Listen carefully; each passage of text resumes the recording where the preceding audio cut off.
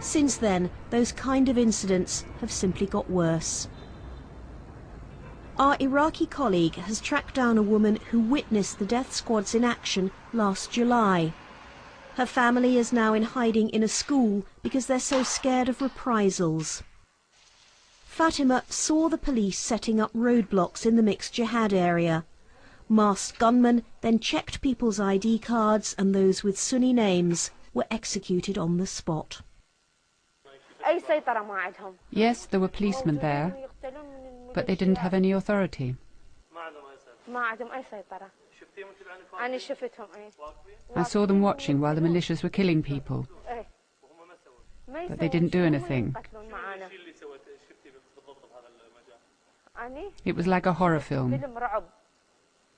Last year, her husband died in a car bomb left by Sunni insurgents.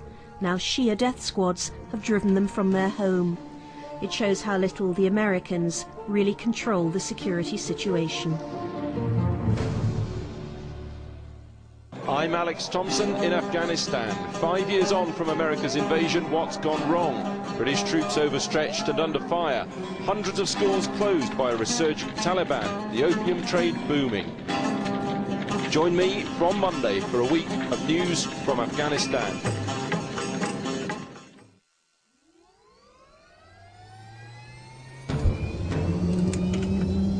The American military are taking us to a press conference to talk about how they're tackling the sectarian violence that's engulfing Baghdad.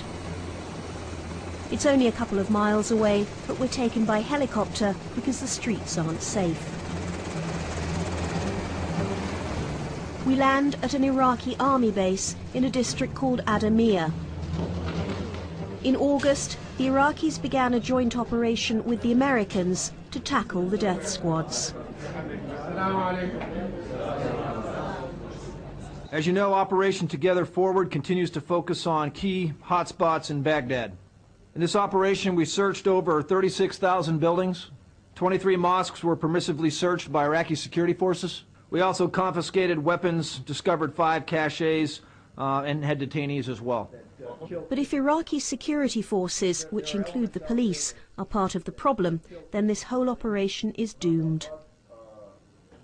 Colonel Shields, some of the death squads, the militias, clearly believe that they can operate almost with impunity because they clearly think that in some way they've got support from the Iraqi police, particularly the national police, and possibly even up to ministerial level. How are you tackling that? That could be a challenge. I think that's a concern amongst the people. I mean, we hear it as we walk the streets, concern about militia infiltration of Iraqi security forces, and that's a challenge that leaders have to face, and they are facing that, and they're working that.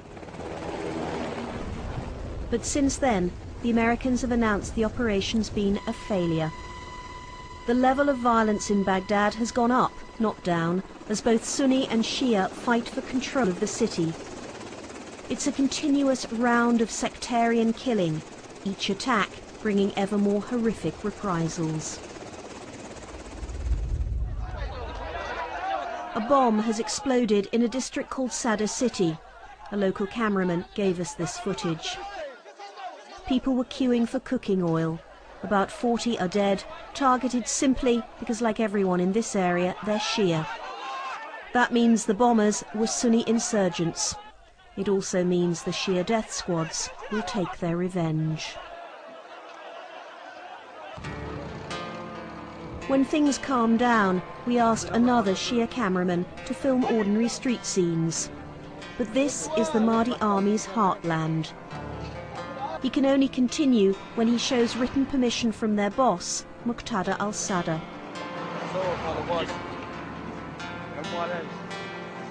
The cleric, Muqtada al-Sadr, is omnipresent here, just as Saddam was when this area was called Saddam City before the invasion.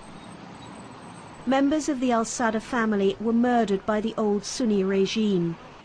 But in this new Iraq, the Shia, who are 60% of the population, are tasting power for the first time. A key ally of Muqtada is the health minister, and so many of Muqtada's men, his Mahdi army, are officially employed to guard the hospitals. They've become very dangerous places. One of the videos we were given showed what happened to 10 Sunnis who visited a relative in hospital. The police locked them in a freight container.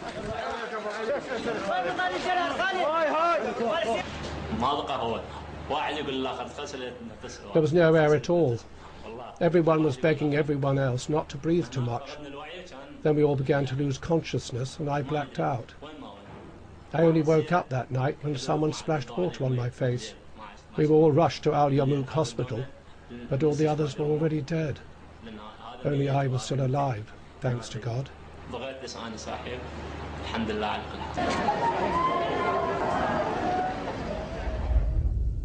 We've been in touch with an Iraqi doctors' organisation to see if they can find anyone who'll talk to us about what's happening in the hospitals.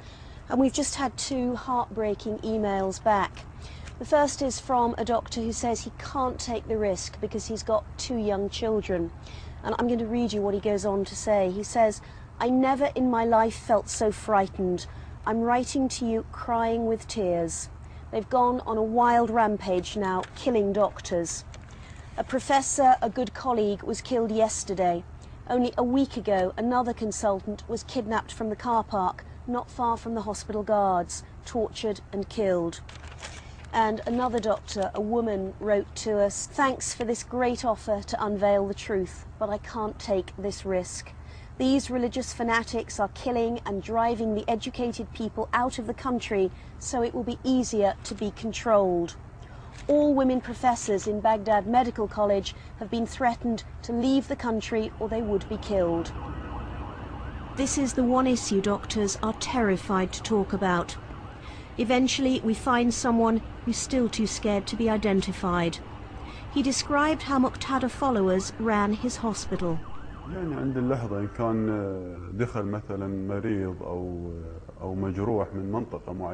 If an ill or wounded person comes into hospital from a given region, depending on their identity card, they're kidnapped with the aid of the hospital guards and taken away. Later their bodies found dumped on a rubbish tip somewhere.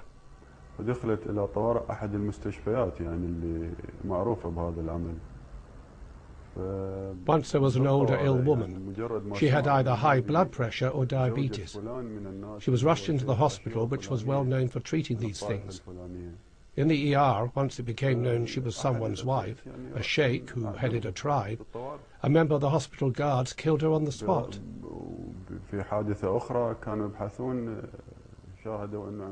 In another incident, 2 brothers with typically Sunni names walked into the hospital. They were both killed in the ER. This incident made not just Sunni, but also Shia doctors actually run away. We wanted to put all these allegations to Muqtada al-Sadr, but he doesn't speak to Western journalists. His spokesman is Baha al-Araji, and he has a standard answer to all the allegations about the Mahdi army, the Jaish al-Mahdi. Sunni families are being told by the Jaish al-Mahdi, you must leave your homes, and unless you do so, you will be killed. Why is that happening? Many gangs and groups are working for foreign intelligence agencies in Iraq, and they try to blame it on the Mahdi army, which is false and has no basis.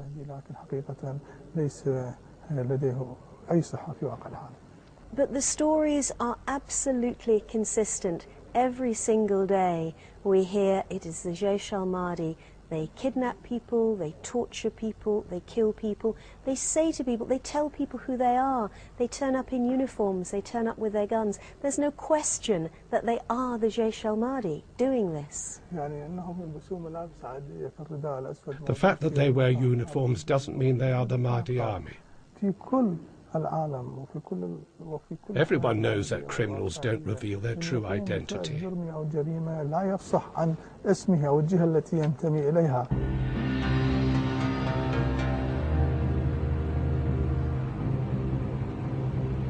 Next week, the UN will announce how many Iraqi civilians were killed in the last 2 months. No one expects things will have got any better. October was also the worst month for American casualties in 2 years, and that's only increased the pressure on George Bush to pull the troops out. But the price for an early withdrawal is leaving the future of Iraq to be shaped by those who put religious division above national unity. It would mean those who stand accused of supporting and running the death squads would then be running Iraq.